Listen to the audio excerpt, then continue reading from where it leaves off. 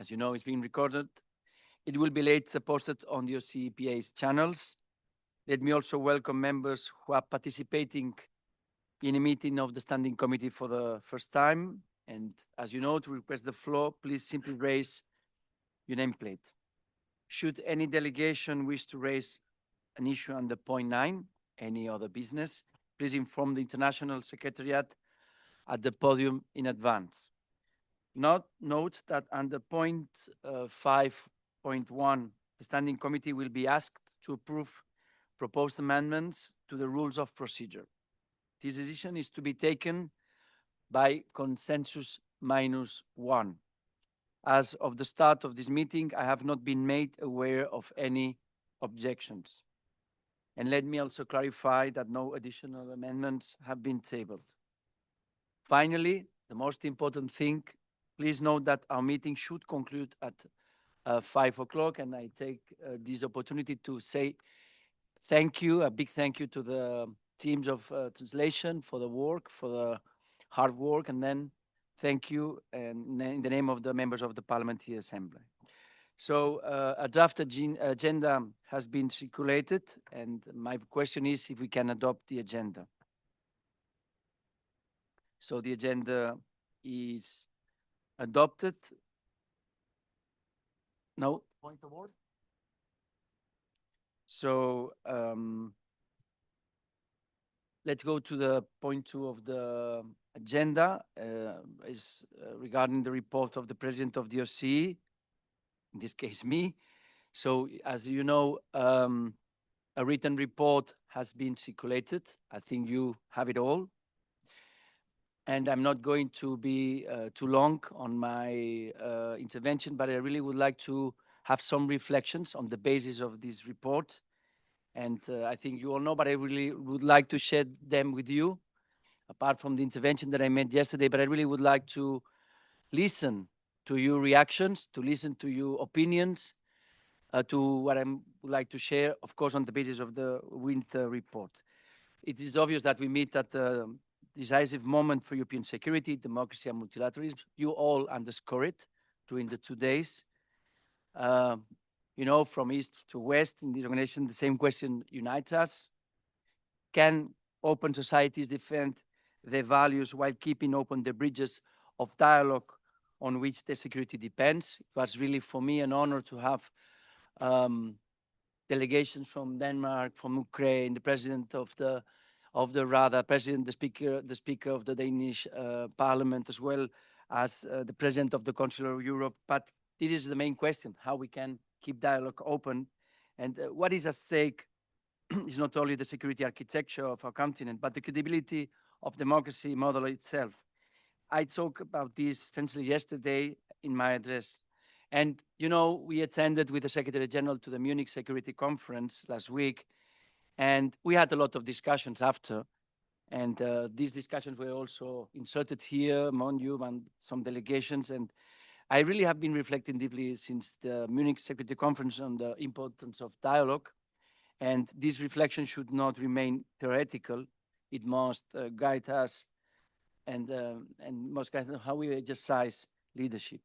And actually, in Munich, it became clear once again that even in moments of profound division, and we felt it during these 2 days, last weekend, that we still need to be able to talk to each other. It seems so obvious, but I think here this week and in Munich, it was obvious that we were in need to talk to each other. And actually, when Marco Rubio intervened, I think people were talking about the speech and they were talking to each other. And the spirit of the room, and I'm sure Roberto will agree, was we can speak to each other still. So this is something extremely important.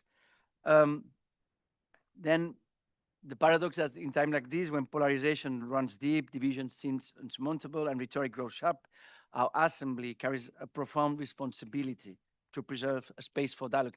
And I'm extremely convinced, and I got some feedback because I was in a dozen of meetings, and I really felt that people were really connected and trying to catalyze change, delegations from here and there. And I think the meetings were really amazing, actually.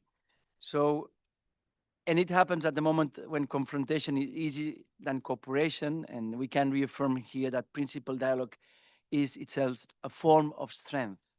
True security cannot be built through isolation alone. It demands engagement, persistent, and political courage. Then, as we navigate through this crisis, I seek the guidance, the guidance and insight of the Standing Committee. And I really would like to listen to you. The winter meeting actually begins our annual cycle culminating in the annual session. As we prepare our declaration, let's use this opportunity to chart the path forward. It's a question, how do we understand our role in this new world, this old, new, but in this moment? What differentiates our assembly in this ever-changing environment? Our added value, if we have any. How do your delegations view the way forward? The choice before us is clear: to defend democracy, sovereignty, human rights, and the rules-based international order, or to watch them erode. This is a choice. I think it's an ongoing discussion and an ongoing narrative, and it's in all the forum we have these sort of existential questions. So really, I look forward to your perspective on how we can together shape that path forward. And then I would like to open the floor. The special representative on artificial intelligence already requested the floor, Federica Honori. So if you want to take the floor, it would be a pleasure. Thank you very much. Thank you, Mr. President. Dear colleagues, it was a pleasure, first of all, to exchange with you recently at the Munich Security Conference a few days ago, where we discussed the growing relevance of artificial intelligence across our comprehensive security agenda. I would like to briefly refer to the activity report I submitted for this winter meeting, which is available among the official documents, and I hope you will have the opportunity to review it. Since my appointment in September, I have focused on establishing the foundations for structured parliamentary engagement on artificial intelligence across the OSCE region. This has included internal coordination within the OSCE PA, engagement with executive structures across all three dimensions, and exchanges with the Swiss chairpersonship. It has also involved outreach to other parliamentary assemblies, including IPU and PACE, as well as ongoing dialogue with experts and academia. In preparing for this winter meeting, I have sought to contribute to discussions in all three general committees, and this was deliberate. Artificial intelligence is not confined to one dimension. It shapes conflicts and security. It influences economic resilience and geoeconomic competitiveness, and it affects democratic institutions, media freedom, and electoral integrity. AI is therefore not a niche issue. It is a cross-cutting one.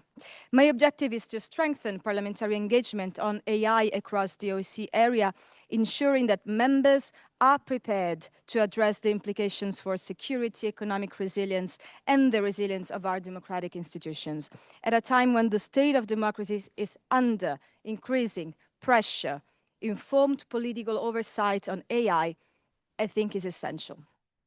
I look forward to continuing this mandate in close cooperation with the President and with all of you. I warmly encourage the four members and delegations to engage actively and share perspectives so that our discussions on AI translates into meaningful and responsible parliamentary action across the OSCE region. Thank you very much. Thank you very much, Federica, for your intervention. And now I would like to give the floor to Carina Odenbrink from Sweden. Carina, you have the floor. Thank you, Mr. President. And thank you for your leadership and for your engagement. I'm very honored to be appointed as Special Envoy for the return of the Ukrainian children.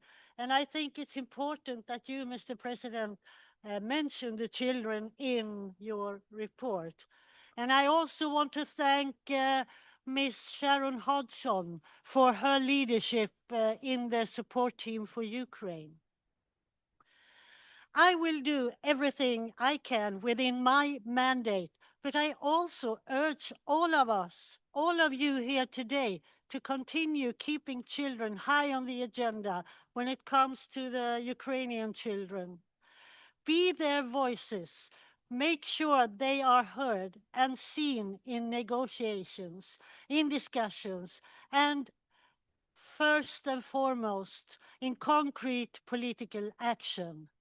One day, 1 week, or 4 years is an ocean of time for a children, for a child, and we must contribute to make political solutions, and we will be fully engaged. I will be fully engaged in this, and we can't tolerate that children are used as weapon in Russia's aggression against Ukraine. So please, I urge you all to do what you can at your parliament for the Ukrainian children. Thank you.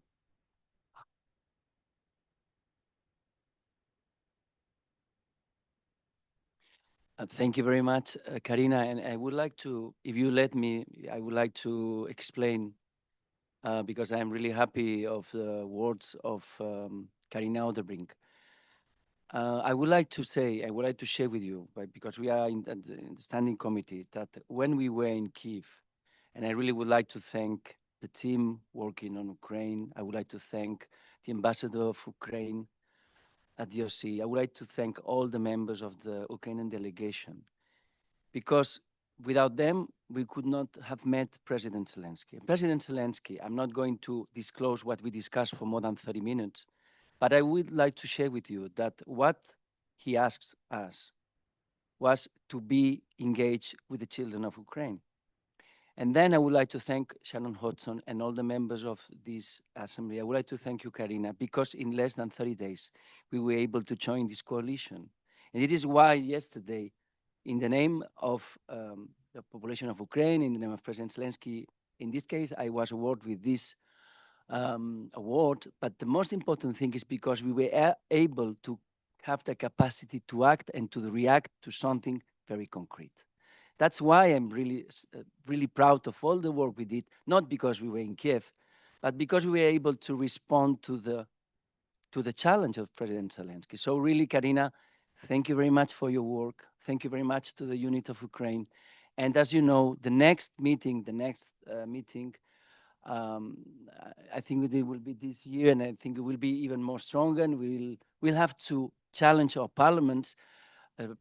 Chair Stefanchuk was in Spain a week ago, and now, for example, in the Parliament of Spain, after the speech, they are, let's say, moving forward to be more engaged. This is what we have to do because this is what they are expecting from us. So thank you again to all of you. And I think, again, I would like to say that the award is the award of all of us. So thank you very much. And now I would like to give the floor to Jen Belvan from Denmark. Thank you very much. Thank you.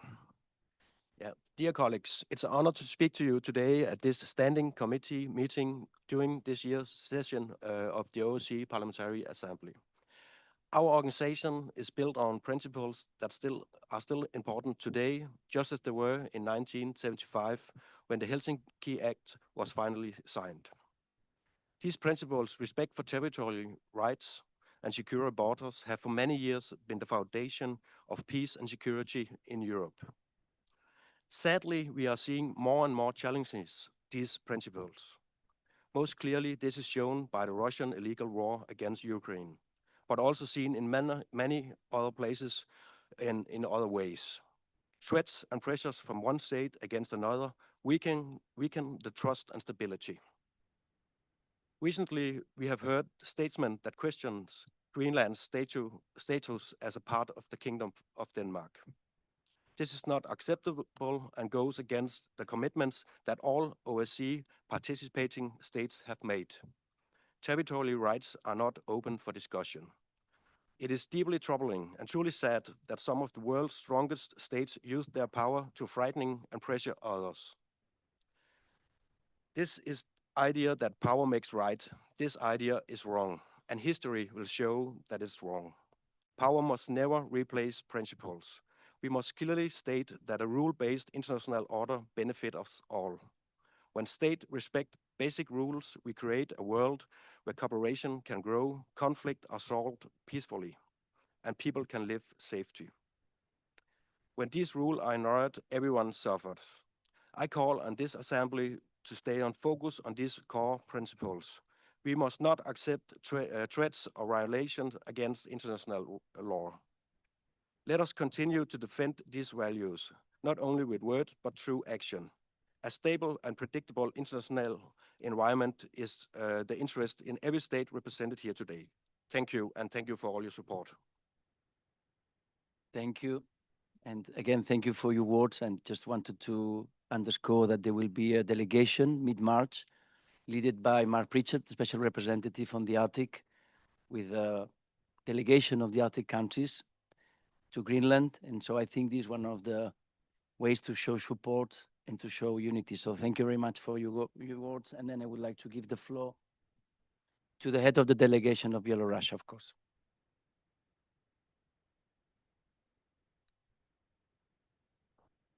Спасибо, господин председатель. Сегодня европейское пространство безопасности переживает самый глубокий кризис со времени подписания Хельсинского заключительного акта. Об этом прямо свидетельствует общая оценка ситуации в ОБСЕ в 2025 году. Организация фактически утрачивает способность функционировать как полноценная площадка для равноправного диалога и выработки консенсусных решений.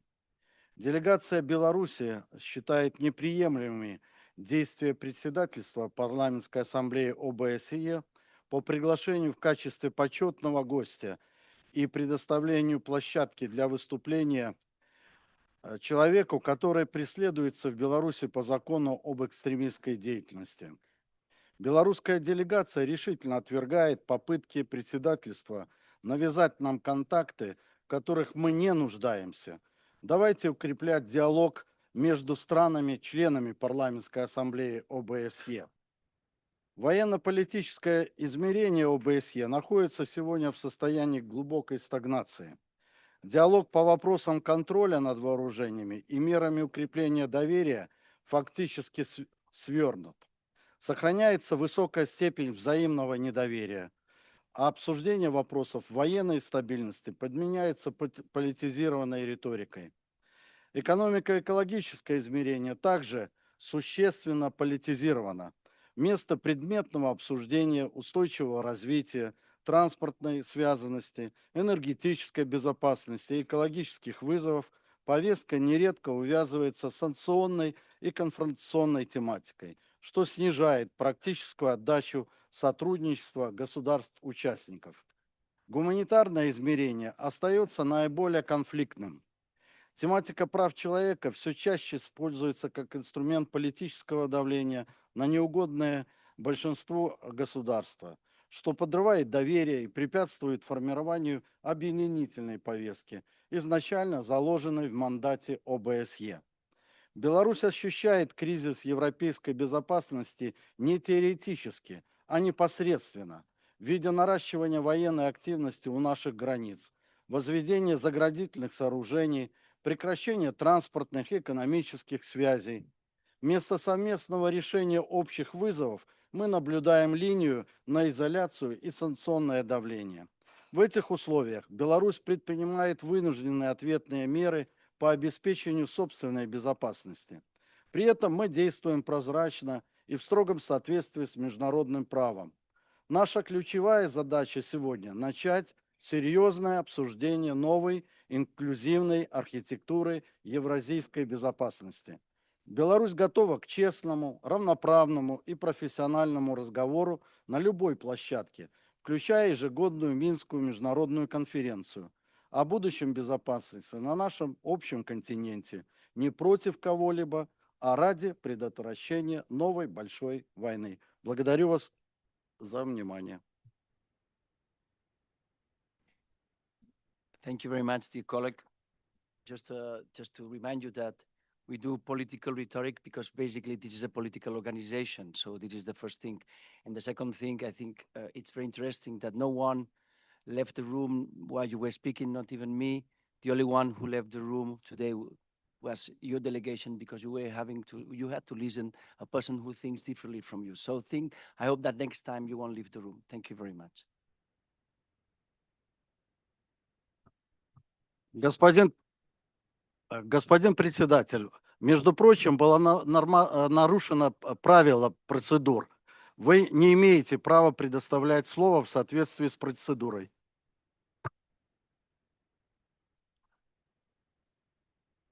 I'm sorry. According to the rules, 45.4, I have the right to invite and to give the floor. And I think it was an excellent exercise. And as Svetlana said, sorry, there was dialogue among you and her 5 years ago in this platform. And this is why we are here, to have dialogue, even in the most difficult moments. So I still appreciate that you are here, but I think we can do progress a little bit still. Thank you. Спасибо.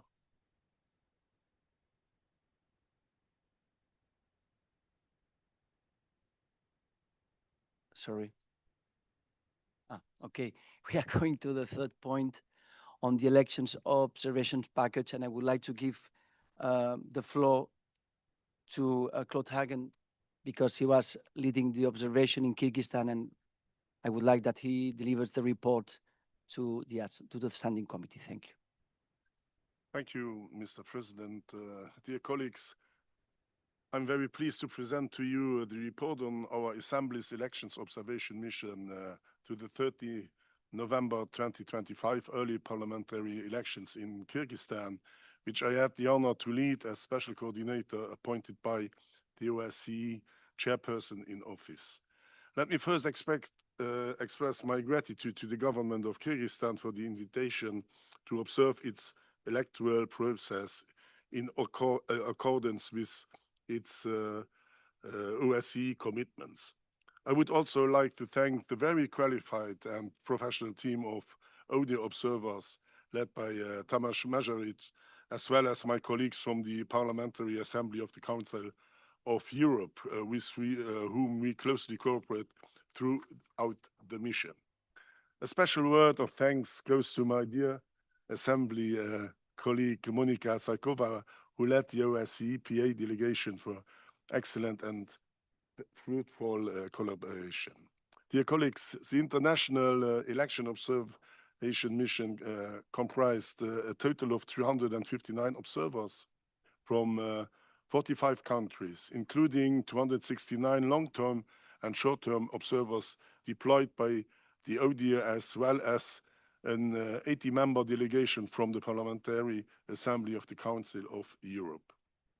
I would like to particularly commend our Assembly's strong contribution to this mission as we deployed a delegation of 72 observers, among which 45 members of parliament from 28 OSCE countries. Our delegation's observations efforts on election day spanned several cities, including Bishkek, Cholpon-Ata, Kant, Osh, and Tomok, to only name a few.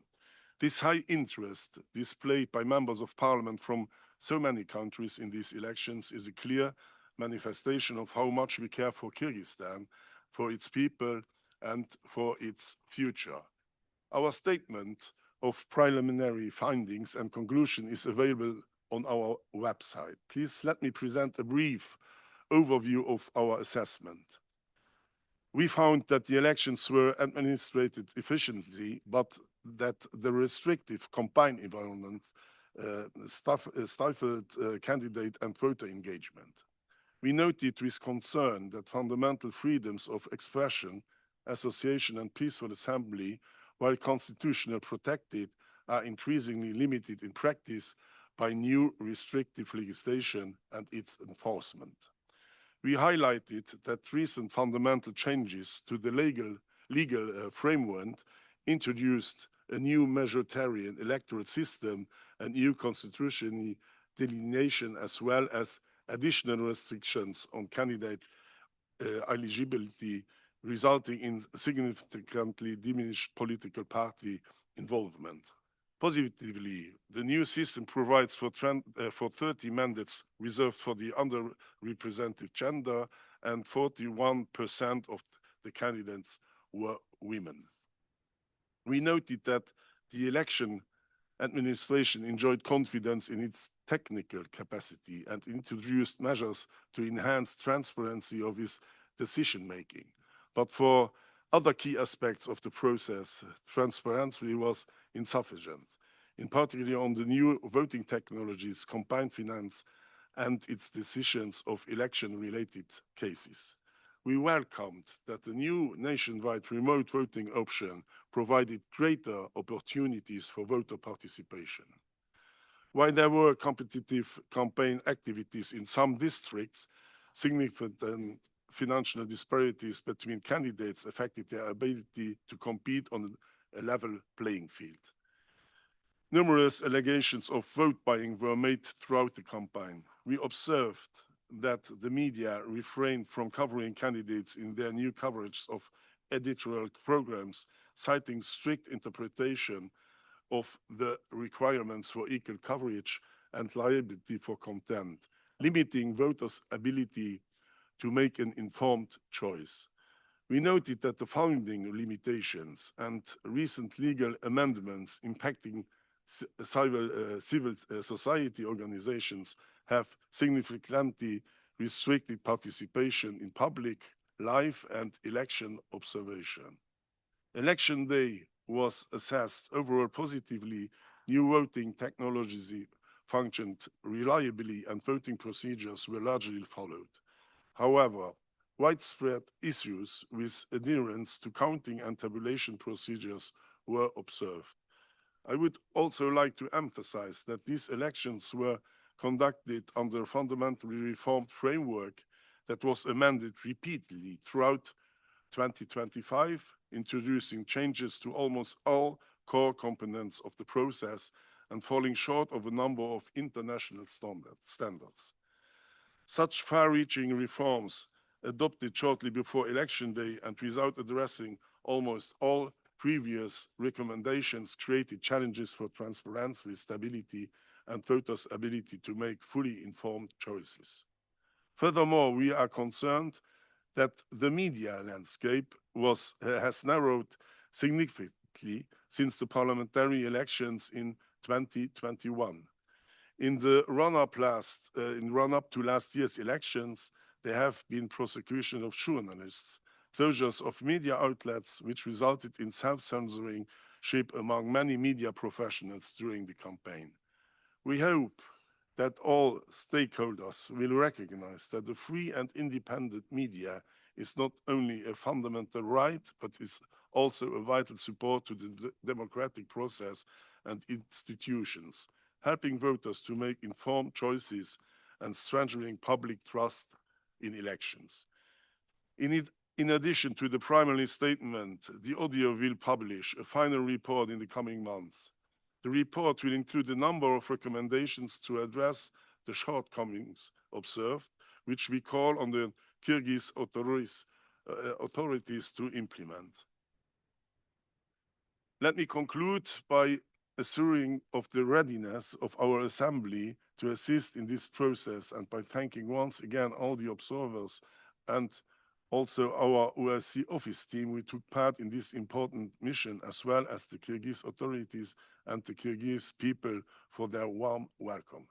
Thank you. Thank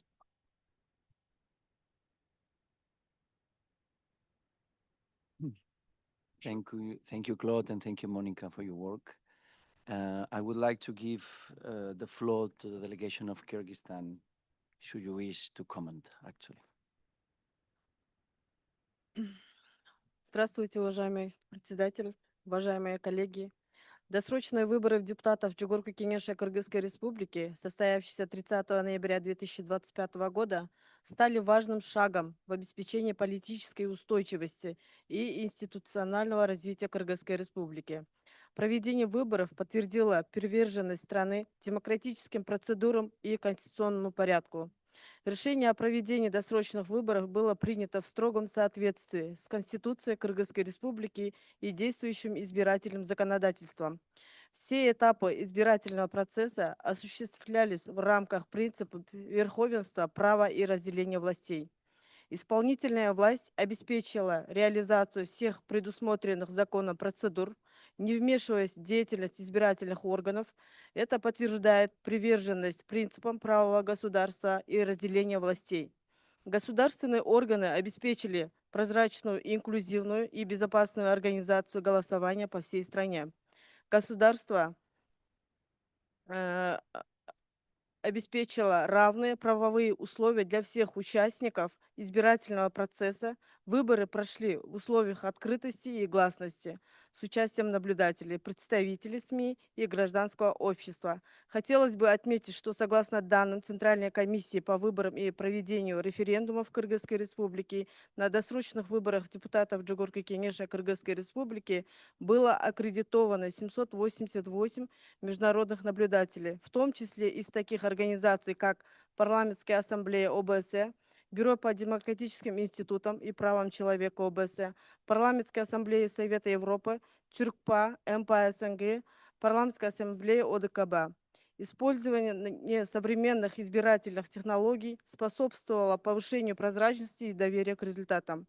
Кабинет министров Кыргызской Республики и администрация президента Кыргызской Республики обеспечили необходимые организационные, финансовые и технические условия для проведения выборов. Особое внимание было уделено вопросам общественной безопасности, бесперебойной работы инфраструктуры и доступности голосования для граждан. Все государственные органы действовали скоординированно и в рамках своих полномочий. Итоги досрочных выборов отразили волеизъявление граждан и сформировали легитимный состав Джугурку Кенеша. Новый парламент принес присягу 17 декабря 2025 года и вступил в законную силу, получив мандат на решение актуальных задач социально-экономического и институционального развития страны. Благодарю вас за внимание. Thank you very much for your comments. Any other comments on the elections on Kyrgyzstan? If not, before we proceed with the next point on our agenda, please be reminded that the registration for election observation mission to Hungary is open. And I have nominated Sargis Kandanian from Armenia to serve as a special coordinator and Rupa Hook from the United Kingdom to lead our OCPA delegation. We will also observe the parliamentary elections in Armenia on 7th of June, and registration will open in April. And let me again reiterate a point we already discussed in Istanbul and which will be reiterated by the Treasurer under the next point. Due to the rising fixed costs, we will need additional budgetary contributions if we want to sustain or increase our level of activity in the field of election observation. I encourage all delegations, as I do in all the meetings, to consider providing additional funds. In every meeting that I have, I remind that we need more funding to preserve democracy and then to observe. There will be, for example, elections in Kazakhstan this year, Denmark, others, the US elections, etc., etc. So we need to increase extra budgetary funding to cover the increase of the election width. So just a reminder, and now, of course, we would like to give the floor to the Treasurer to explain the budget situation. So I give the floor to our Treasurer, Mr. Johan Bursat. Johan, you have the floor. It's a pleasure. Thank you very much, Mr. President, and I can just agree on what's being said, that it's very welcome if you can contribute more with national contributions. So, dear members of the Standing Committee and dear colleagues, it is said that one should always speak truthfully among friends, and I therefore want to be open with you and state the following regarding the situation for our economical situation. Our organization is having serious financial problems, and now is the time to turn the ship around. In the capacity of the Treasurer of the OSCPA, I recently received the audit report for the previous financial year. In the report, it is noted that the continued non-payments of the Russian Federation have not been met with corrective measures. This has strained the financial years for the last 4 years. The auditor stresses that if we do not take action now to stop the continued deficit, the reserves will continue to diminish, and this situation poses increased risks that we will not be able to finance the statutory activities of the OSCE PA. In my previous reports to the Standing Committee, I have repeated that the Assembly is facing financial difficulties which mirrors the geopolitical realities of our region in the OSCE. The Russian Federation has not paid its dues to the OSCE PA since the outbreak of the full-scale war aggression against Ukraine. And this crisis to our organization is amplified by the fact that other member states have not given their consensus to increase the budget, which I proposed the last year, and it did not compensate for the Russian non-payment, unfortunately, because for the last year, as you might recall in Porto, we agreed on a zero growth budget, and that was very unfortunate. As a result of this, we are in a situation where the expenses are higher than our annual income. Or to speak very clearly, our organization is bleeding money, and it is our responsibility to find a solution for the future of the Assembly. As the elected treasurer, it is my duty to inform the Standing Committee about the financial position of the organization. Speaking in numbers, these are some of the important details as follows. During the last 4 years, 1 million euros has been taken out of the financial reserves. The financial reserve, which should have funds in the amount of a yearly budget, is currently negative by 793,000 euros. There is also an emergency reserve, which the auditor stresses should not be depleted any further. During the recent financial year, the financial deficit was 269,000 euros.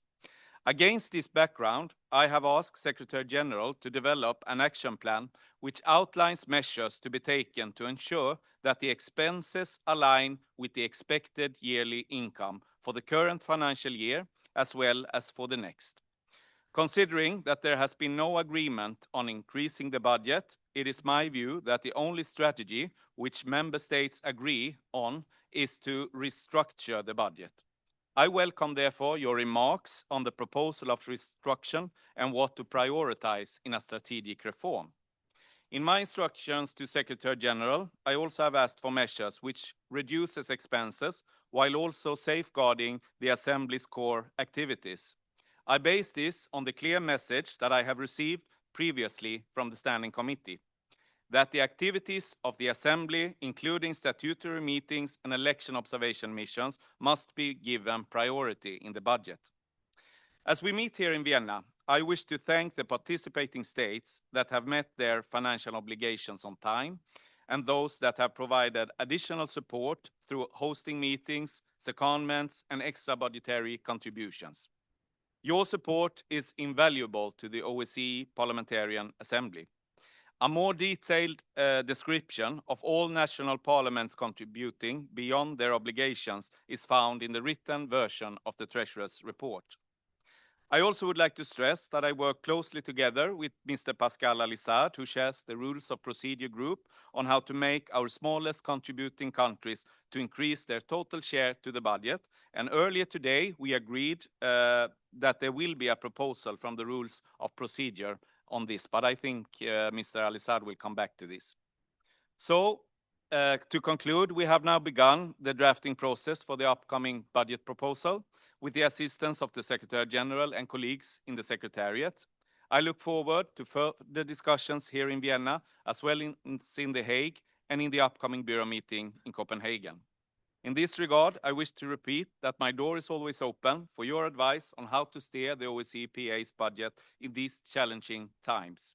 As Treasurer, I am the elected representative for the whole Assembly in the budget planning room, and I look forward to hear your comments and your inputs.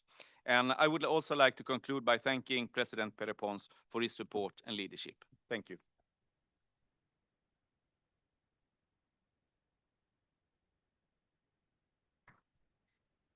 Thank you very much. Any request of the floor? Anybody would like to take the floor on this point? No one? Okay, I just would like to add that for me it was a pleasure to be in this audit session. It was my first time. So just to share with you for the newcomers to the standing committee that since 3 years, I think, we are having these meetings in which we pass a test of transparency and then of course of cost effectiveness. And I think it was a fantastic exercise for me.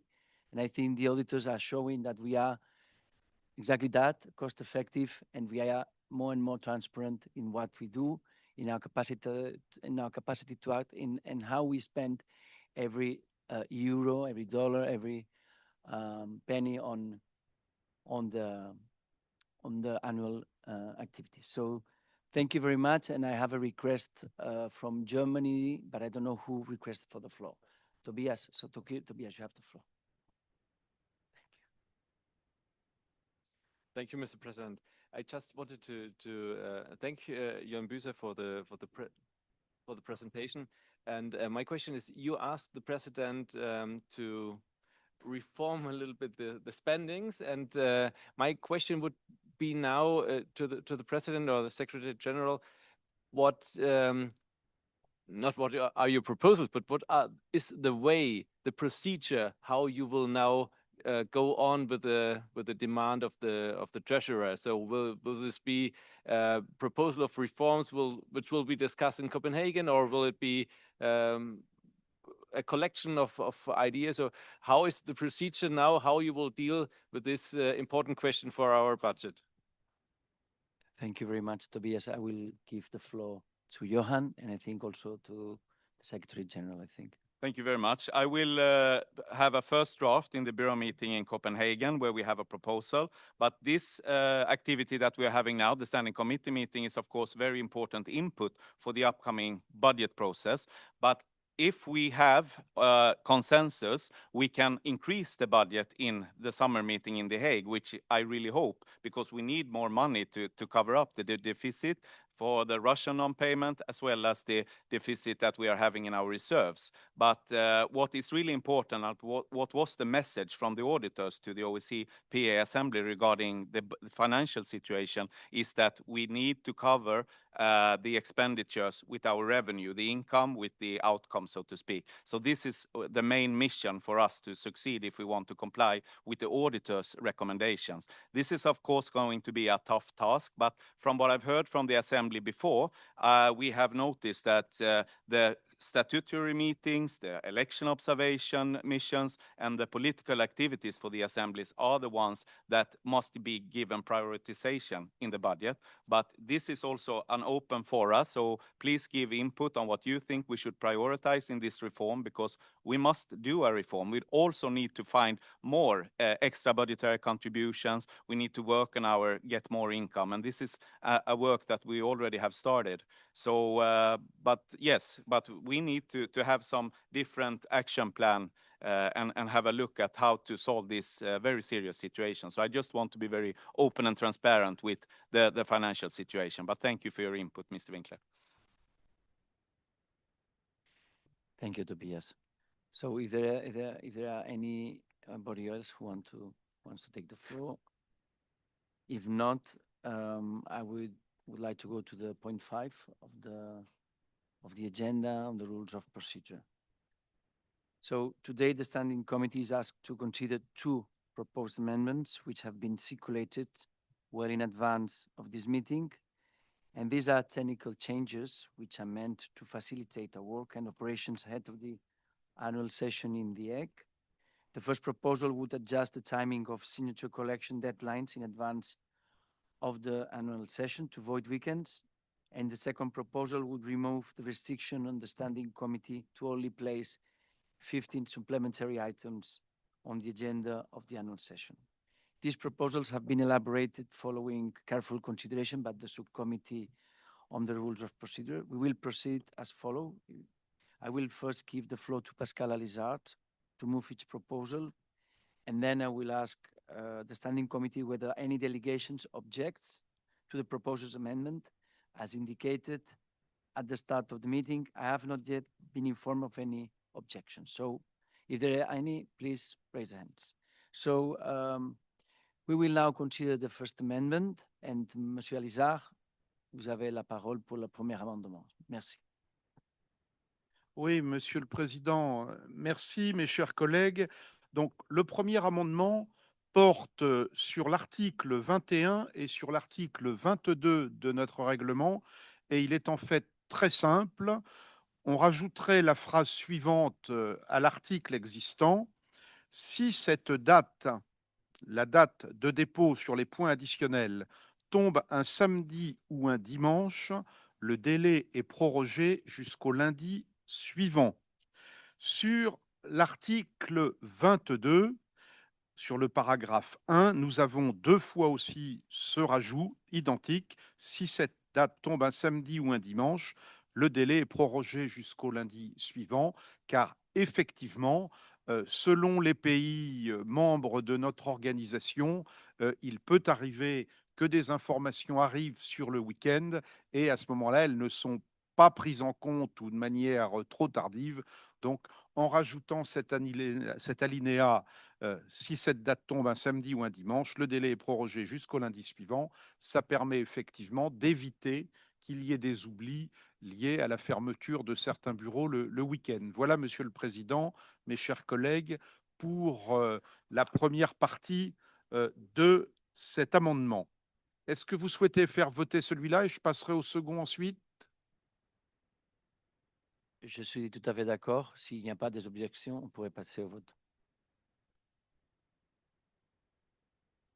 So if there is no objection, I think we don't need to vote. It's adopted, right?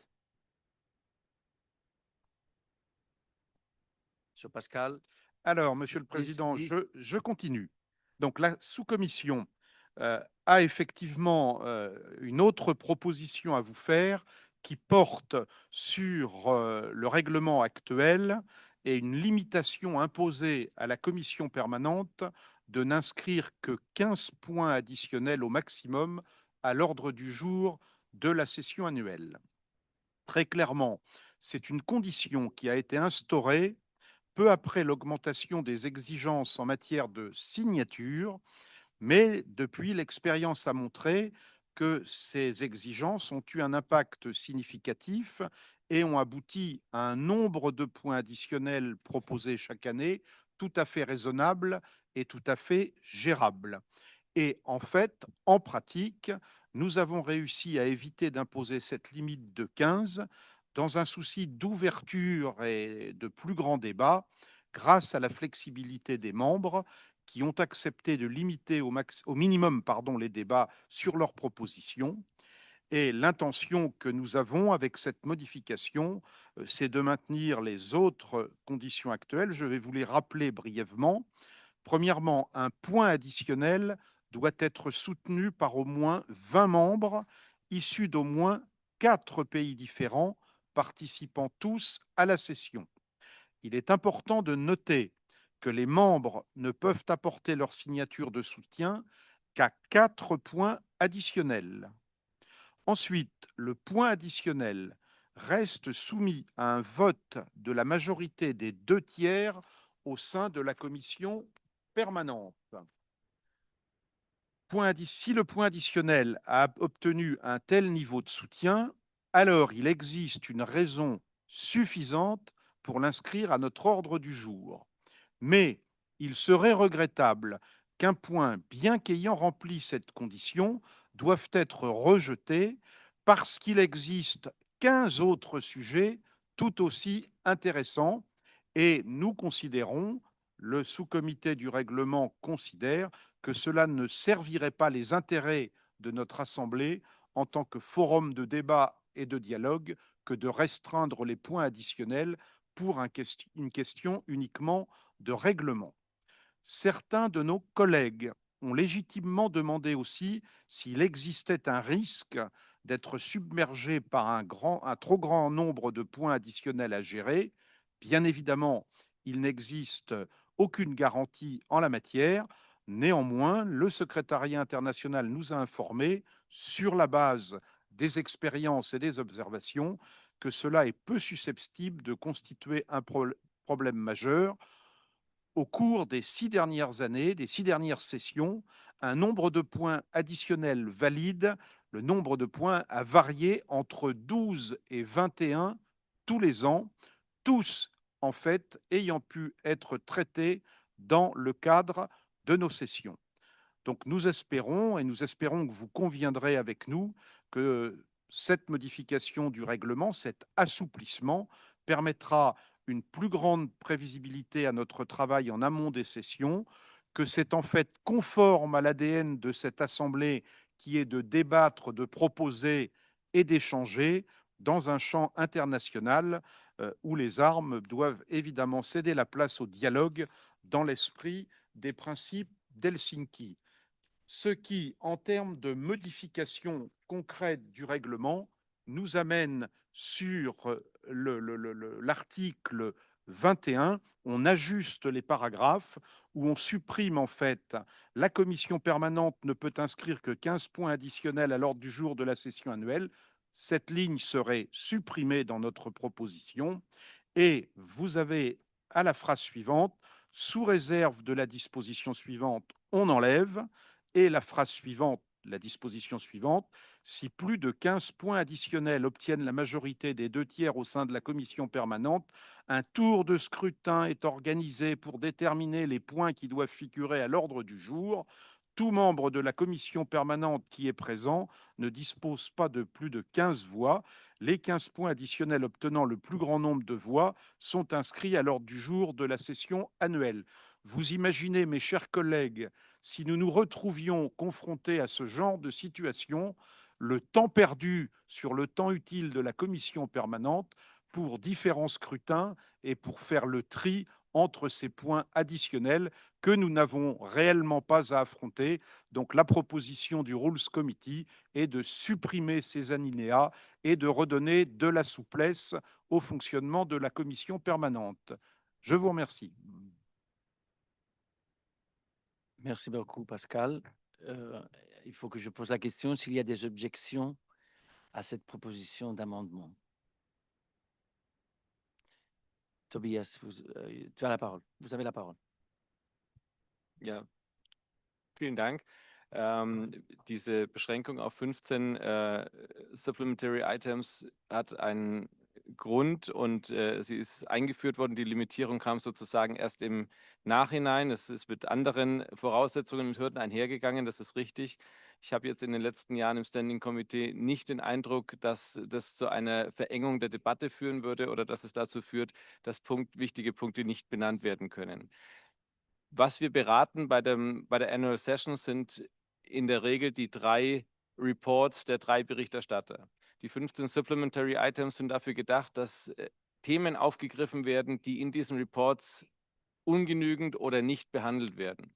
Und ich kann mir nicht vorstellen, und wenn wir sehr präzise auch die Supplementary Items der letzten Jahre ansehen, dass das immer Punkte sind, die nicht ausreichend in den Reports berücksichtigt sind. Und diese kann man ja auch mit Amendments noch ergänzen. Ich würde deshalb dafür plädieren, die Zahl bei 15 zu limitieren, sehr genauer darauf zu achten, dass es Punkte sind, die tatsächlich nicht in den Reports entsprechend schon repräsentiert sind, was in der Vergangenheit nicht immer der Fall war. Und mit diesen 15, mit dieser Limitierung bei 15 weiterzumachen. Wir haben gehört aus den letzten Jahren, es war zwischen 12 und 21. Also ich sehe hier nicht die große Einschränkung der Debattenfreiheit und möchte der Debatte um die Reports ausreichend Zeit lassen bei den Jahrestagungen. Deswegen lehne ich oder lehnt Deutschland diesen Vorschlag ab.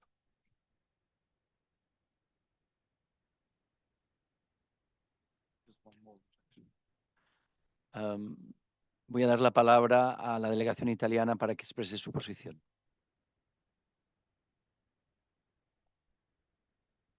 Grazie Presidente per lo spazio.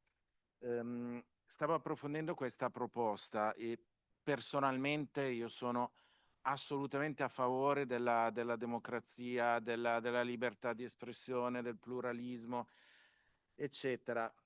Però dall'esperienza di questi anni nell'Assemblea parlamentare, il fatto di estendere all'infinito la presentazione di questi temi supplementari Insomma, su questo siamo un po' scettici.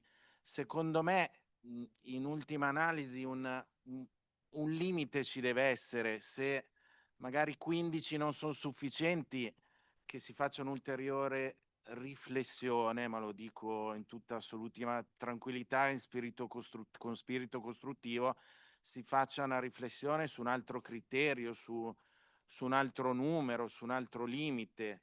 Ma estendere all'infinito, insomma, espone un po' poi proprio la democrazia di questa assemblea, perché mi immagino, insomma, un supplementariato magari espresso e presentato da parte di ogni parlamentare, non succederà mai, però poi mette a rischio la nostra espressione e il tempo che dedichiamo nella nostra assemblea parlamentare. Tutto espresso col massimo spirito costruttivo. Grazie, Eugenio. I would like to give the floor to the delegation of Belarus, Azerbaijan. I know that there are already objections and I could close the debate now. No, but I want to give, you don't want, so I will give the floor to the delegation of Belarus and then I will give back the floor to Pascal Alizard. Thank you. Okay. Господин председатель, мы только проголосовали против, мы воздерживаемся от комментария. So I will give the floor to Pascal Alizard now. Oui, Monsieur le Président, merci. Moi, je prends acte des commentaires des collègues et qui ne me surprennent pas outre mesure. Nous reprendrons à ce moment-là, si c'est nécessaire, les travaux dans le cadre de notre comité.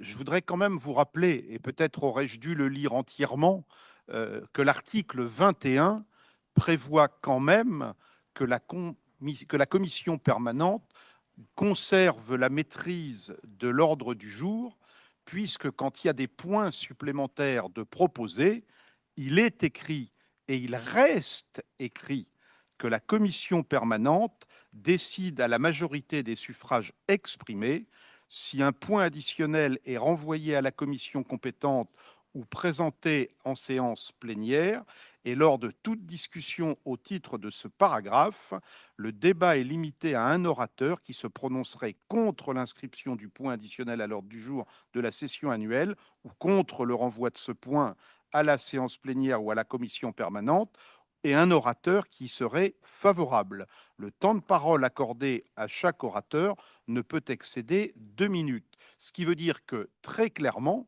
la commission permanente, malgré l'ajustement que nous proposons, qui est cette limite de 15, la commission permanente garde l'entière maîtrise des points additionnels qu'elle souhaite inscrire ou pas. Merci Pascal.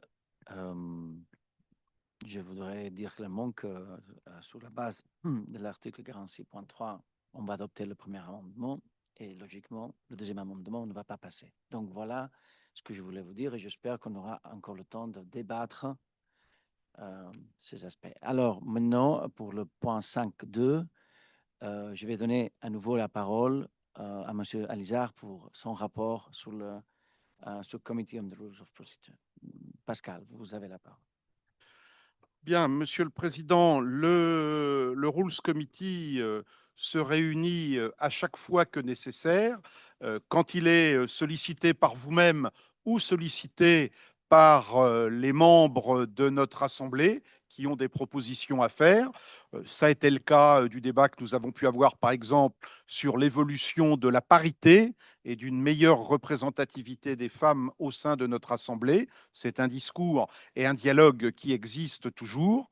Ça a été le cas à Istanbul, notamment par rapport aux 2 amendements qui viennent de vous être proposés, et vous dire que ce midi, nous nous sommes réunis et nous aurons des propositions nouvelles à vous faire pour la prochaine commission permanentes, et j'en citerai un plus particulièrement, puisque notre collègue et ami trésorier Johan Buser l'a abordé tout à l'heure. C'est effectivement dans le règlement la problématique de la contribution financière de chacun des États membres, et avec une proposition qui pourrait évoluer vers une cotisation minimum.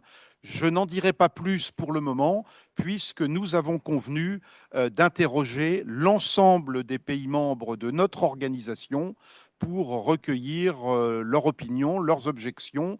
Et nous avons aussi considérer entre nous qu'il serait souhaitable d'amener de manière formelle et officielle cette proposition d'amendement une fois que cette démarche de concertation soit aboutie, et si possible qu'elle puisse se faire sur la base de l'unanimité.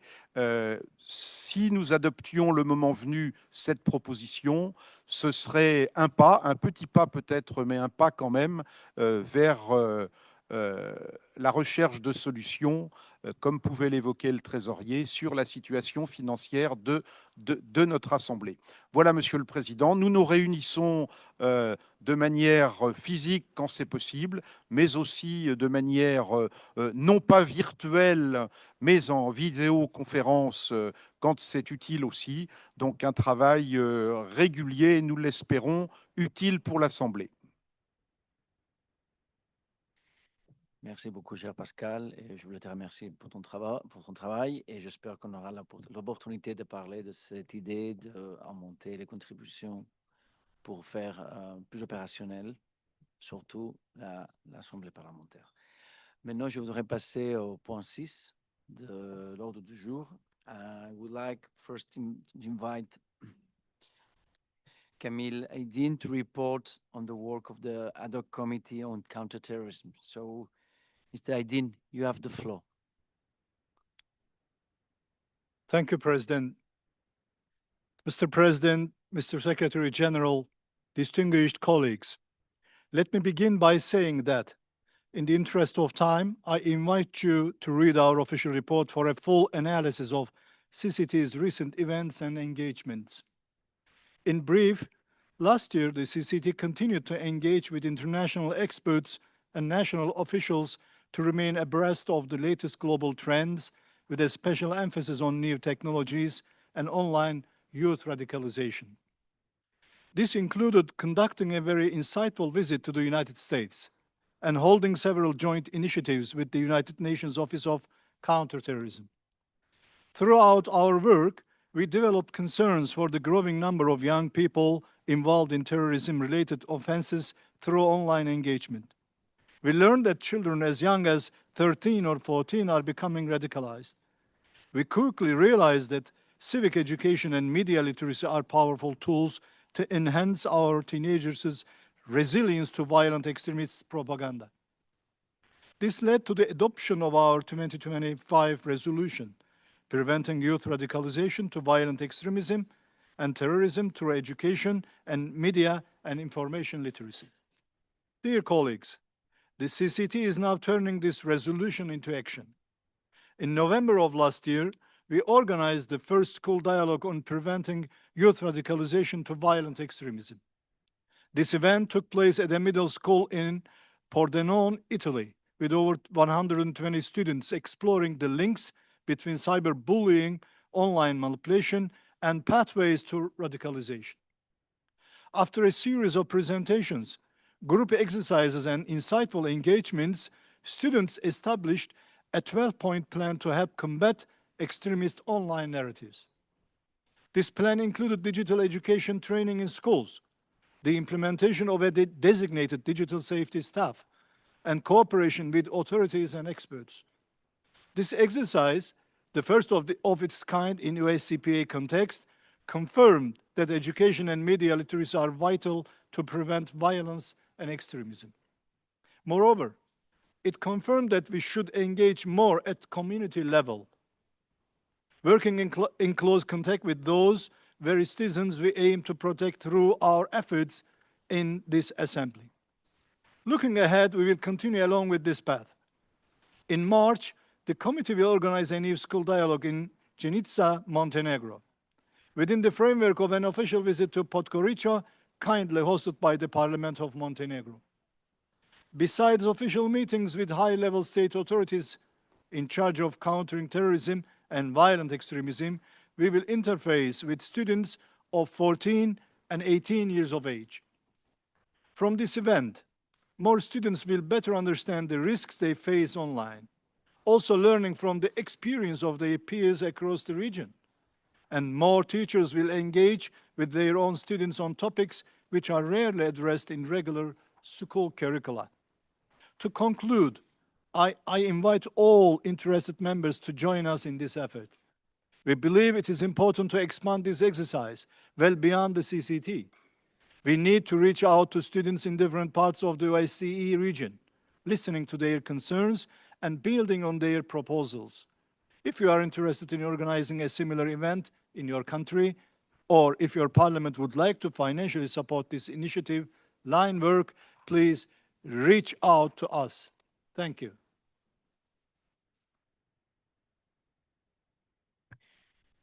Thank you very much, Mr. Aydin. Are there any questions or comments on the work of the ad hoc committee on counterterrorism? Ms. Blower has the floor, and then she will be followed by Senator Vesey from the United States. Thank you very much, Chair. I'd just like to say how very interesting that report was, in particular, the idea of school dialogue and engaging in their own space in a school with young people. I would say, though, that from my experience as previously the General Secretary of a very large teachers' union, clearly there was mention of teachers, but I just wondered whether there might be the possibility of engaging with teacher unions in some of these places where such work might be interested, because as we all know, in some of the countries across the OSCPA, the trade unions are some of the biggest civil society organizations. So I just offer that as an observation, but I congratulate the work that's been ongoing. Thank you. Thank you, Christine. Senator Vesey, you have the floor. Thank you, Mr. Chairman.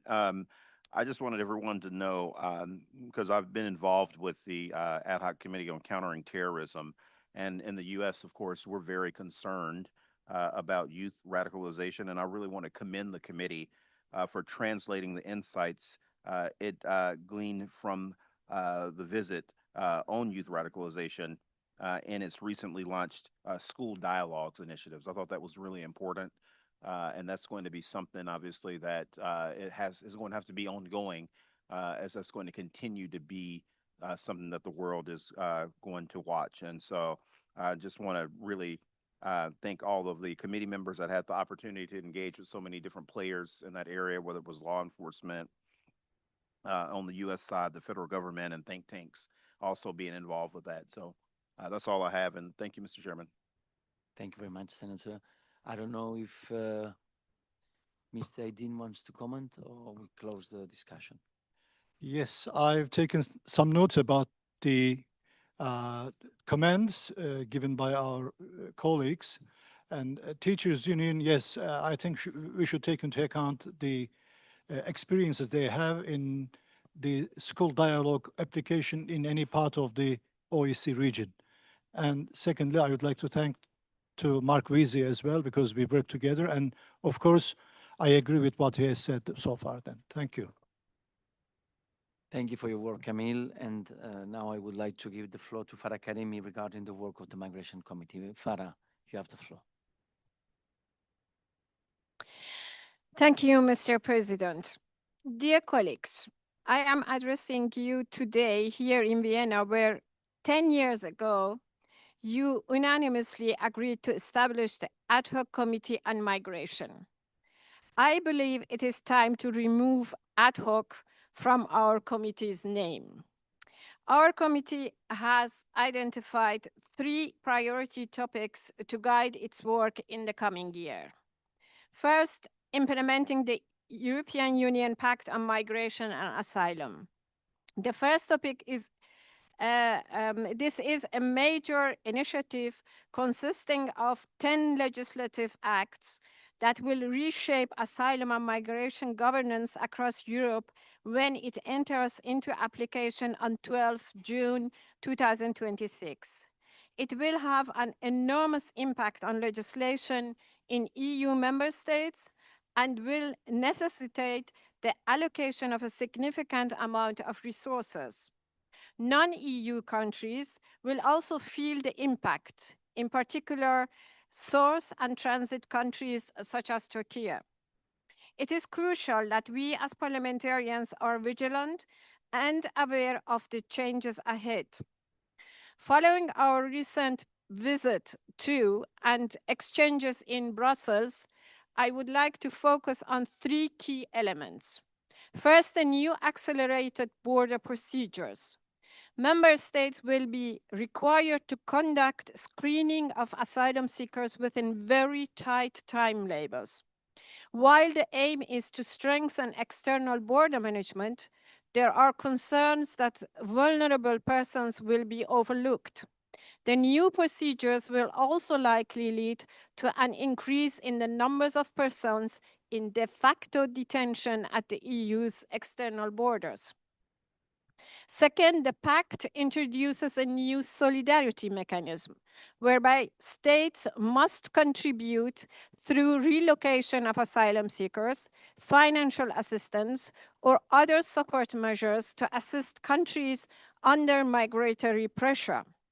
Ensuring equitable responsibility sharing remains both the moral and political cornerstone of a credible European migration policy.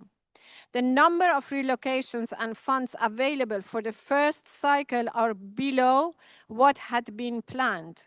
It therefore remains to be seen whether this new mechanism will make a difference. Third, the new return regulation and the adoption of a list of safe countries of origin lay the foundation for asylum seekers to be sent back to the return hubs in third countries with which they have no connections. Such policies may appear efficient on paper, but they risk eroding Europe's human rights credibility. The European Union's Agency for Fundamental Rights, which I visited earlier this week, has highlighted the serious fundamental rights risks connected with return hubs. I would like to again stress the key importance of enforcing safeguards and allocating sufficient resources to establish independent monitoring mechanisms as required by the Pact to ensure respect of the rights of people on the move and the principle of non-refoulement. We must also continue to step up and coordinate efforts to counter migrant smuggling and trafficking in human beings. These are all essential components of effective, sustainable, and human migration policies. Our second topic focuses on migration management at the local level. Local authorities are at the forefront of migration management. They are instrumental in facilitating integration. Our two case studies so far, Istanbul and Vienna, have shown both the challenges and successes of cities that host large migrant populations. We heard compelling examples of how municipalities, in cooperation with civil society, respond to education and labor market needs while promoting social cohesion. On Wednesday, we also had the opportunity to visit an educational institution for refugees aged between 15 and 25, some of whom had never been to school in their home countries of Syria or Afghanistan, for example. Each individual benefits from a personalized educational program consisting of language courses, vocational training, and other modules to boost their chances of integrating into the job market or pursuing a higher education. I was really struck by the stories of hope and the resilience of these young people. When we gather in The Hague in July, the committee will also learn more about the experiences of Dutch municipalities. The committee's third area of focus links migration to development. We are keen to look beyond Europe to other parts of the OSCE region and to learn from the rich experiences of Central Asia in the era of labor mobility. Our committee hopes to welcome a new member from Uzbekistan soon in order to broaden its perspectives. Similarly, we would very much welcome having at least one member from the United States, as had been the case in the past, in order to continue our dialogue on migration policies in the United States. This is a topic of concern to many of our members. Dear colleagues, I invite you to read my full report, and please don't hesitate to contact me or Farima Daftari, whom I am very, very grateful for her support for any question you might have. I look forward to reporting to you again in The Hague in July 2026 and to presenting our recommendations. Thank you very much.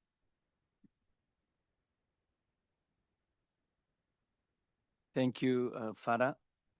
Are there any questions or comments regarding the work of the Migration Committee? Any comments? Any reflections? So now I give the floor to Sharon Hodgson on behalf of the Parliamentary Support Team for Ukraine. Thank you, Sharon. Thank you, President Pons. Colleagues, thank you for giving me the floor. As you will have seen, the written report of the Parliamentary Support Team for Ukraine has been circulated to all delegations. Allow me to briefly highlight the main points and provide an outline of upcoming activities. Over the past year, the PSTU has continued to operate as the Assembly's central coordination mechanism on Ukraine, guided by the declarations adopted since 2022. I've continued to serve as chair together with our co-chairs, Mikita Pochurayev and Joe Wilson, whose cooperation has been invaluable. Our membership now stands at 17 members of parliament, and we are pleased to welcome Frode Jacobsen of Norway as our newest member. The PSTU has also maintained strong cooperation with the Verkhovna Rada of Ukraine as our primary parliamentary counterpart. Our meeting today takes place as we approach 24th of February, marking the 4th anniversary of Russia's aggression and full-scale invasion of Ukraine, a reminder of the continued relevance and urgency of our work. Looking back at 2025, let me offer a more consolidated overview of our work and how it has shaped our current priorities. The PSTU remained highly engaged throughout the year with several visits to Ukraine, including a joint Bureau PSTU meeting in Kyiv, a follow-up visit by Special Rapporteur Redma, and a high-level visit led by the President, which included a meeting with President Zelensky and an address to the Verkhovna Rada. Alongside these visits, we advanced work on electoral preparedness, strengthened cooperation with international partners, contributed to efforts on return of the Ukrainian children, and intensified advocacy for the release of Dmytro Shabanov, Maxim Petrov, and Vadim Golda. These efforts were complemented by regular public messaging and continued expressions of solidarity, including letters sent directly to the detained officials in their respective places of detention. Turning to 2026, our engagement will remain at a similar level, and we will build on this momentum. The President addressed the Permanent Council in January and was awarded the Order of Merit by President Zelensky. Our special envoys and rapporteurs have a full program of engagements, including events in Berlin, New York, and Ukraine. Special Rapporteur Dietrich will continue his engagements with the families of the 3 detained OSCE officials and with the OSCE Secretary General's office, and is planning an organised side event on their cases at the annual session at The Hague in July. Special Rapporteur Redman is planning on conducting a follow-up fact-finding visit to Ukraine in March-April, and preparations for participation in the upcoming Bucha summit on the 31st of March to the 1st of April are currently being considered by the President.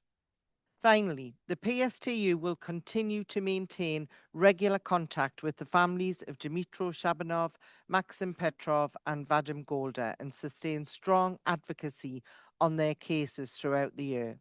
President Pons, I would also like to express my sincere appreciation for your steadfast support and your clear vision in advancing the Assembly's work on Ukraine.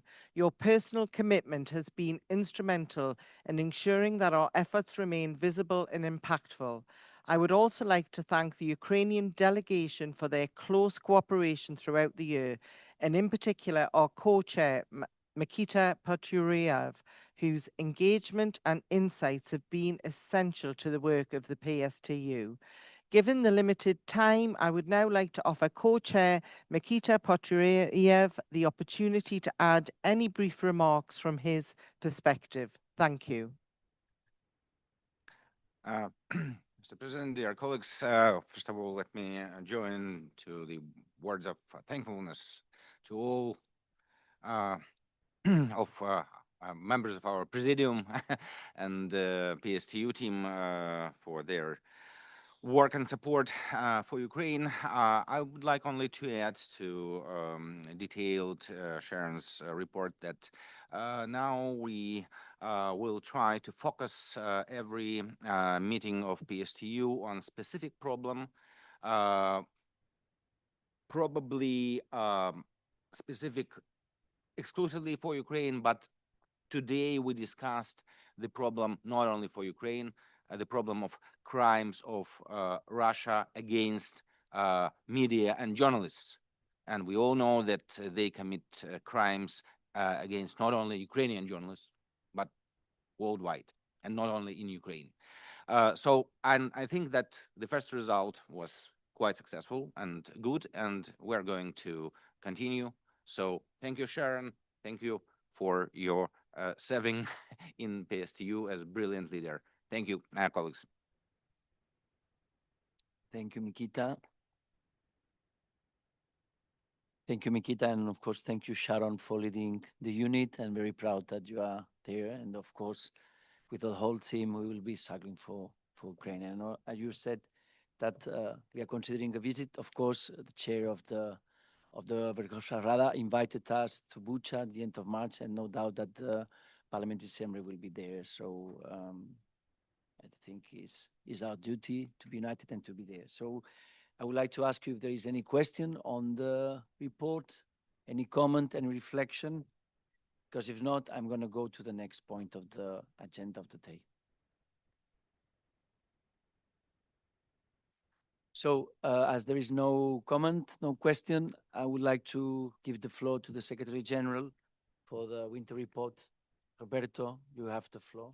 Thank you very much, Mr. President. I've distributed a written report, so I'll limit myself to make few remarks, and then if there are any questions.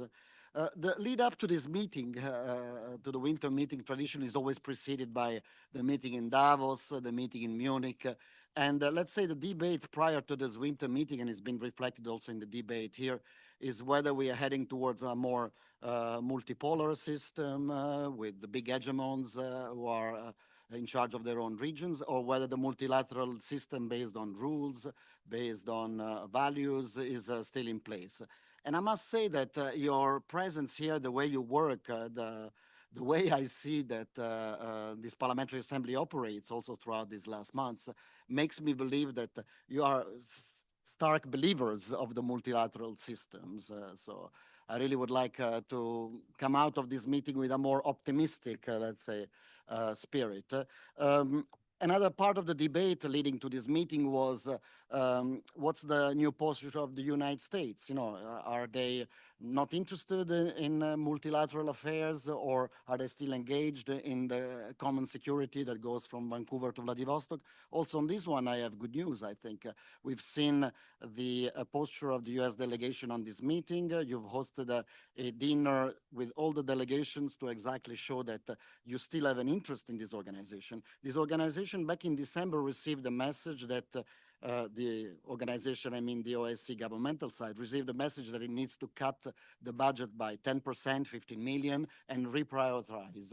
Well, here the message that we get is that the OSCE Parliamentary Assembly, of course, can continue with what it is doing, and that let's say, the comprehensive dimension of security that we have in the OSCE is still something that is for the appetite of the US delegation. So I really appreciate that, and I appreciate the presence of our members here. I would like to congratulate our members. You will see in the news from Copenhagen regularly what we broadcast as your activities throughout the week. And it's always, we have always a problem of space because this assembly is extremely active, and it's you, the members, in your different roles, in the different articulation of this assembly that keep us busy, but keep the Parliamentary Assembly right on target on different dossiers. President Pons, I'd like to really thank you for your leadership and for approaching your presidency with the spirit of more inclusivity. Since you became president, you gave clear guidelines that we have to be gender balanced, and you've been, of course, in all the appointments you've made, both as special representatives and in the leadership of election observation missions that you've appointed, but also more inclusive with those countries who have been less represented, let's say, in positions of responsibility. You've appointed members of countries who never had a role, an executive role in this assembly. And for this, I thank you. And this really embodies the spirit of Helsinki because it, let's say, gives responsibilities to all the 57 countries of the OSCE Parliamentary Assembly. We've discussed the budget. Thank you very much for your leadership, Johan Buser. You have given a fair picture of the challenges we have with the budget. I wouldn't consider it too dramatic. Of course, we have a deficit of 6% because the Russian Federation has not paid their dues, and because there is a minus 6%, but there is also increasing costs in all the line of business. We are, travel fare, conference rooms, all the things that we normally spend our money on are increasing. So, of course, we are challenged. We still have some buffer zones in the reserves, but we have to address this. I think today the Rules Committee came up with some creative ideas, and I think that the countries who are interested by the possibility of increasing their dues at least on 10% will consider this seriously. One of the challenges is that this is the last time we will have this meeting in this room and in this format. We've had it for 25 years, but from next year, as a consequence of the cut in the governmental side, we will not have this room. So we will have to also rethink of how we have this meeting, maybe on the 5th floor, but not the entire assembly, maybe just the committees, maybe the standing committee. So we will have still to do some reflections with the Bureau in April, but this is a consequence of this. To rent this room, it's around 30,000 euro. Of course, if any participating state is willing to sponsor the next winter meeting in this room, come forth and we will welcome that. And this is, brings me to the next point. I mean, one of my responsibility, together with Gustavo as Secretary General, let's say, is to find venues for our events. And I was about to give you a very dark picture here, as into saying that we don't have any venues for next year. But we've received a letter today from the chair of the Helsinki Commission and the chair of the US delegation, Joe Wilson, who indicates the intention of hosting the next annual session in 2027 in Charleston. So this is great news, and we hope that this offer will materialize. Thank you very much to the USA for that. We have also heard that there is a possibility of another country from Southeast Europe that has intention of hosting us in 2028. We still have some discussions, and we will see if that materializes. So overnight, there was bad news this morning. This afternoon, I have good news for you. Last point on the staff of the OSCE Parliamentary Assembly. When we have to discuss the prioritize our budget, because it's been said we need to come up with a contingency plan on how to deal with less money. I have distributed to you, I think, a list that you have on your desk of 27 points. These are all the things we are busy with, all the activities, the statutory activities, election observation, and a set of other activities we're normally engaged with.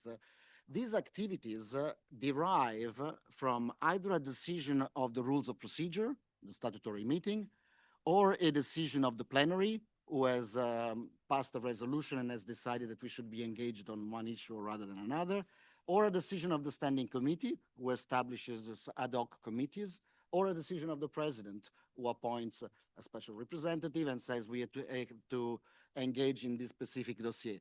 So it is not up to me to say which of these activities we should cut, because it's very difficult. These are all political activities triggered by the assembly as such. So we will have to have a discussion with the Treasury in March before we get to the Bureau meeting in April in Copenhagen on how to deal with the challenges we have. Of course, if we can compensate the lack of the US contribution, I make amendment here, the lack of the Russian Federation contribution with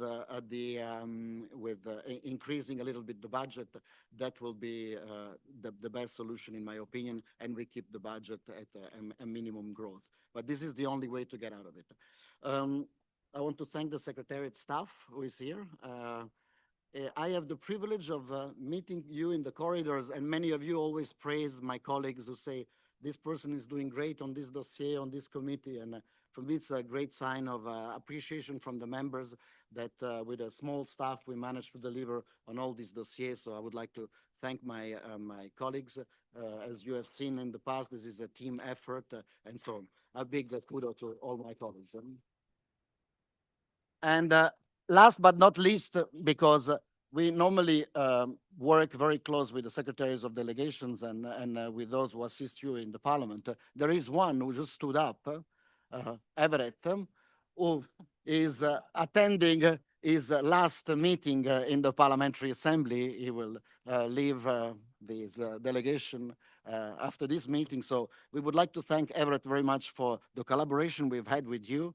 I think you also strike as an example of how nice it is to interact with the delegations and how you work well with your members. So thank you very much for your service here. And with this, I conclude.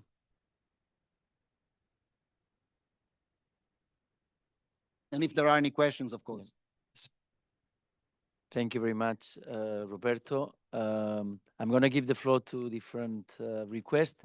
Just would like to add one little comment to thank you, the Secretariat and the Secretary General, because when we decided to take some decisions on the leadership on the countries which were less represented, because we spent months collecting the data since the activities started in 1992. So we have a collection of data in which we can detect the countries which were more represented, less represented, with more weight, with more position of leadership. It's not my opinion, it's not my paranoias or my desires, but it's the outcome of a lot of work of the Secretariat in terms of data, which is what permits to offer or to provide better decision making to the President and to the leadership, which is also the Bureau meeting. So now I would like to give the floor to Gudrun Kugler from Austria, and then I will give the floor to the Serbian delegations. I don't know who requested for the floor, to the Serbian delegation, then to the US delegation,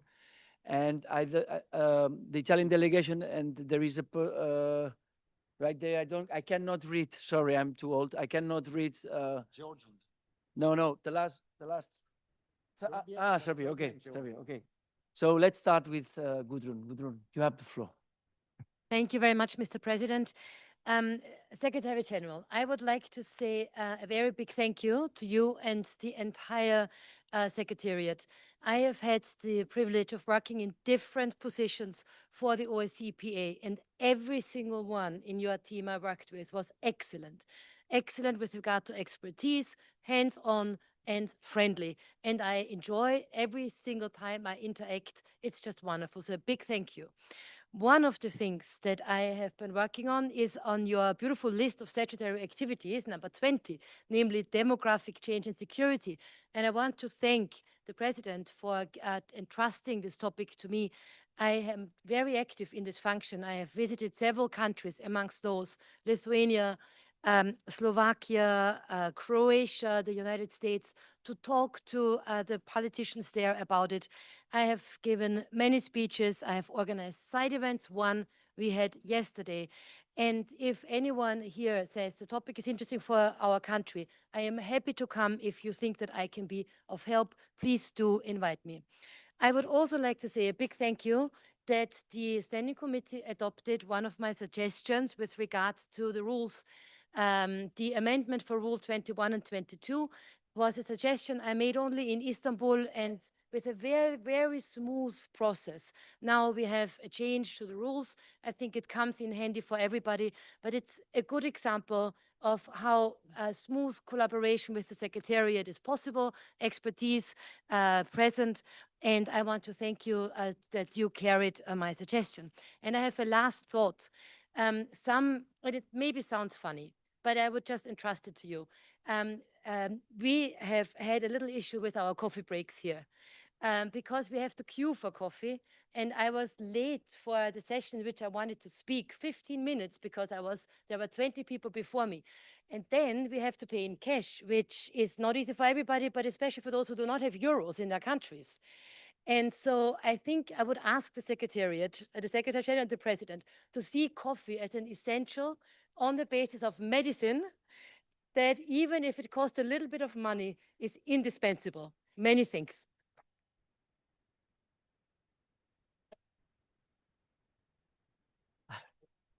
As a total coffee lover, I totally subscribe your your suggestion.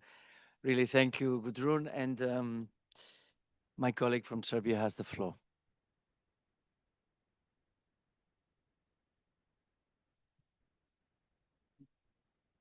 Would just like to make this as official as possible before the letter arrives. The southeastern country in question would be Serbia. And allow me to give the warm regards of our president of our National Assembly, Ms. Ana Brnabic, who really hopes that there will be no trouble with organizing the 2028 summer conference in Belgrade, which stands ready to receive all of the esteemed guests. Also, should anything come up, we might be able even to push the date sooner, so just to have that in mind. I do hope that the letter should be forthcoming in the next month or so, few months at most, but there is still enough time. Thank you very much.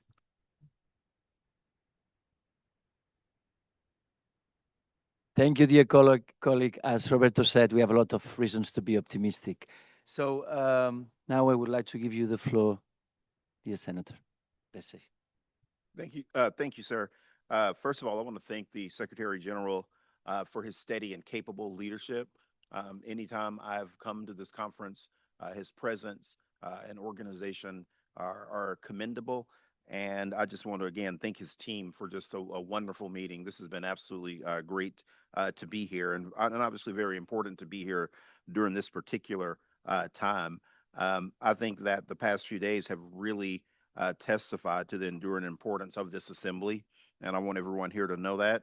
I think the conversations that we've had around things like diplomacy are very important, as you articulate in your report. And I think the exchanges that we have in the OSCE PA are really more important now than probably ever before with everything that's happening right now. I also want everyone to know that Congressman Wilson regrets not being able to be here. And I think that it was Roberto already mentioned that Congressman Wilson really wants the convention to be in Charleston, South Carolina, in 2027. And again, I think with everything happening right now, having it in Charleston would be very important, very symbolic to show just how important the U.S. values this conference and values our relationship with our European partners. And so hopefully that is going to happen. I know that our team is in the early stages of trying to secure funding and a venue for the meeting. And so we're going to continue to engage the standing committee around that particular topic. But again, just hats off to Roberto and his team for what has been an excellent conference. Thank you.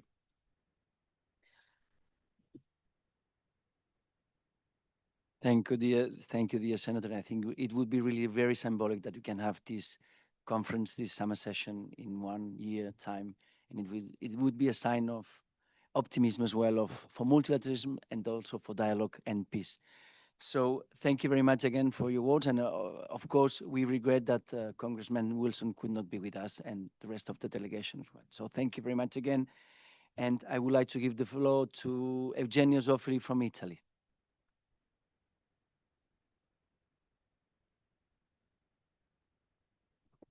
Grazie Presidente, io ci tenevo a ringraziarla per il suo lavoro, ci tenevo a ringraziare il Segretario Generale Montella con tutto il team, con tutto il super staff del segretariato, veramente un team di persone competenti, professionali, che lavorano molto bene, con impegno e con tanta energia, e ci danno tanta energia. Colgo l'occasione anche per ringraziare con loro anche il mio staff italiano e tutti gli staff di delegazione con cui entriamo in interazione nel nostro lavoro.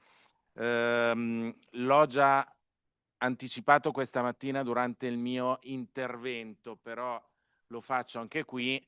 Nel calendario una bella notizia: aggiungiamo la seconda conferenza per la lotta alla criminalità organizzata, che si terrà a Roma il 14 e 15 maggio di quest'anno. Quindi dall'Italia e come capodelegazione italiano, come rappresentante speciale per la lotta alla criminalità organizzata, vi aspettiamo a Roma, alla Camera dei Deputati, nella stessa location dell'anno scorso.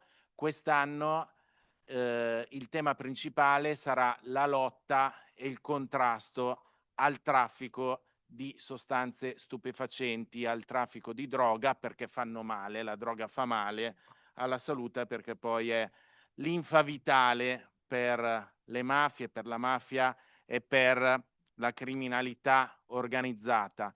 Sono appena tornato dagli Stati Uniti, dove ho avuto degli incontri molto utili e molto interessanti, preparatori in funzione di questa conferenza. Ho incontrato il vice direttore dell'agenzia antidroga statunitense, vice direttore della DEA, così come ho incontrato i vertici che si occupano di lotta alla droga alla Casa Bianca e importanti esponenti anche al Dipartimento di Giustizia statunitense, per promuovere anche lì questa conferenza, il nostro lavoro, e per invitare degli autorevoli speaker. E rivolgo ad ogni delegazione la disponibilità per accogliere nei nostri panel vostri autorevoli speaker che si occupano nei vostri paesi di lotta alla droga, anche dal punto di vista tecnico e politico. Grazie. Grazie Eugenio. I have Nicolas from Georgia. Thank you very much. I want to join colleagues in thanking the Secretary General and the Secretariat for their wonderful work. I just wanted to let the Standing Committee know that Georgia is running for chairmanship of this organization of OSCE for 2027. We are the only candidate so far, and hopefully, if we get elected, we will do our best to keep these premises for next year's winter session, and we'll take care of coffee as well. Thank you.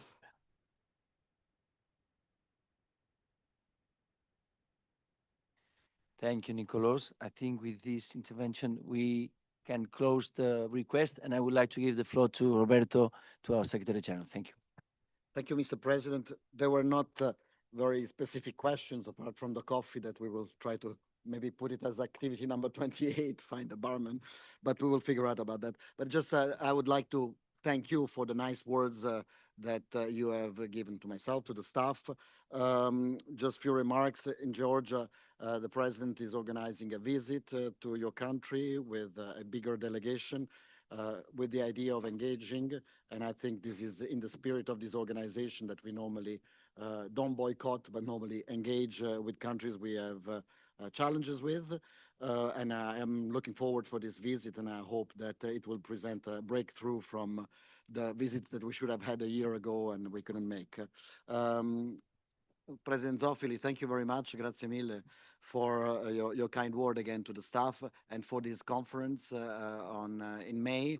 I hope that there will be a strong delegation. Also, our president will come because we have an opportunity to have an audition with the Holy Father in that occasion. And thank you very much, Congressman Wiese, for the re-stressing again that it's 2025 Charleston. We really hope to go there. And in 2028, Falapuno, my friends from Serbia, I think all my good friends took the floor. I think in this list, all countries where I've lived or I have a strong connection. So thank you very much for all your good words. And our team is here continuing to serve you and doing it with a smile and with lots of enthusiasm. Thank you very much.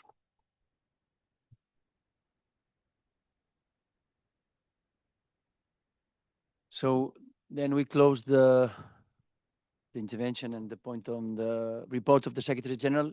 Before we close, I would like, and before I give the floor to the Speaker of the Belgian Parliament, Mr. De Roever, I would like to just give you a couple of informations, logistical informations that they are important. So first information that I wanted to share with you, for the ones who are members of the Bureau, the meeting in Copenhagen for the Bureau members will take place on 26th and 27th of April. Remember also that we will meet on the eve of the next Ministerial Council meeting in December that will take place in Lugano on 4th and 5th of December. So these are already official dates. Don't forget that the annual session this year will take place in The Hague from 4 to 8 of July, 4 to 8 of July. The autumn meeting in Andorra, of course, will take place between 7 and 9 of October. And of course, I would like to say again, thank you for the possibility to have the annual session in the US next year. And I would like to give the floor to the Speaker of the Belgian Parliament, because I think he wants to give us a lot of good news as well. Thank you very much. First of all, I want to thank you and your organization for these days in Vienna. And I might have some good news, not that much, but maybe some good news, because I have the honor to inform you that the Belgian Federal Parliament has decided to submit its candidacy to host the autumn session of the OSCE Parliamentary Assembly in 2028. The competent bodies in our country, the House of Representatives and the Senate, have agreed to support this initiative. Through this initiative, the Belgian Parliament wishes to reaffirm its delegation's ongoing commitment to the work of the OSCE Parliamentary Assembly and its attachment to the values, principles, and objectives upheld by the organization. We organized the summer session in 26, which is already some time ago. But after summer comes autumn, so I thought it was appropriate to go in this direction. We look forward to welcoming you and our colleagues as the whole Parliamentary Assembly during the autumn session in the historic Egmont Palace in the center of Brussels, and that would be on the 4th, the 5th, and the 6th of October 28, and that is if you want to come to Brussels, of course.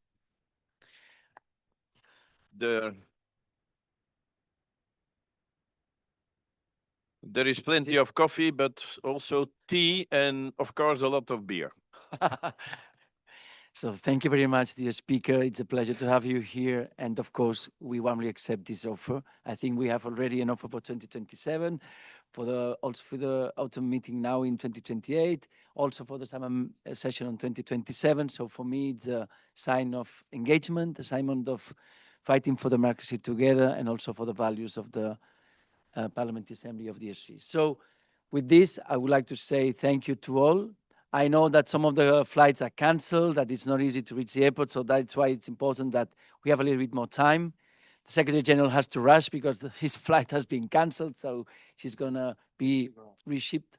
So thank you very much for these 2 days, and I hope that we will be able to meet again in The Hague, the capital of international law in the Netherlands in July. So thank you very much to all, and enjoy Vienna for the ones who are going to stay a couple of days more. Thank you very much, and have a nice and safe return.